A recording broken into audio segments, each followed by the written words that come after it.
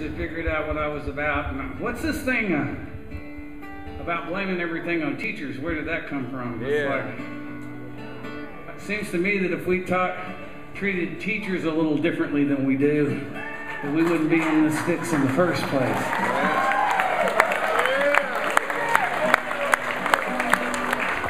And I had two really good ones. One was my drama teacher. He gave me my first copy of the Freewheelin' Bob Dylan and a lot of books. His name was Vernon Carroll. His name is Vernon Carroll, and actually he's still teaching in the Rio Grande Valley, and he teaches theater to kids as a way of learning English so that they can function in the Texas school system.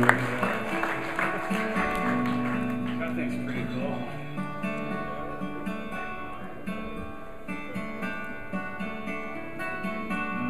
But I hit the ground reading.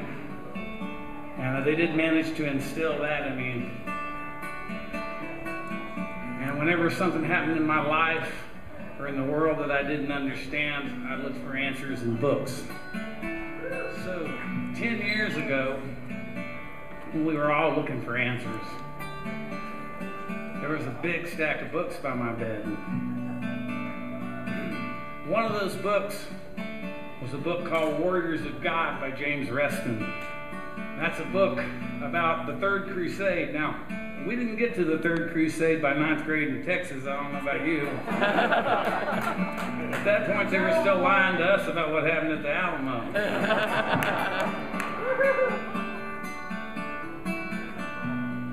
The Third Crusade, I learned in that book, that was about Salah ad-Din versus Richard Coeur de Lion, Richard the Lionheart. Now, I'd heard of him. And I knew he was the King of England. But what I didn't know and what I learned in that book is he spoke English as a second language because he was really French.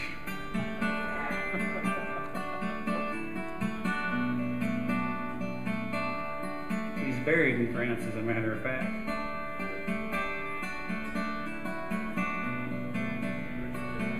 And I learned in that book that Salah ad-Din was a Kurd, which I found very interesting because when we rolled into Iraq, there were statues of two people in that country. Saddam Hussein and Salah ad-Din, his hero.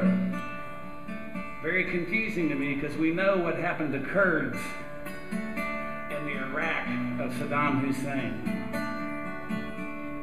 But the biggest revelation, or to me, and I mean revelation with a lowercase r now. All my revelations are revelations with a lowercase r. I don't want to scare anybody. Was just how close together the Dome of the Rock and the Church of the Holy Sepulchre and the Western Wall are one piece of real estate about the same size as this joint. And for a couple of thousand years, people have been fighting and killing each other over that piece of real estate and how to go about and what to call the same God. Not one God, not two gods, the same God, the God of Abraham.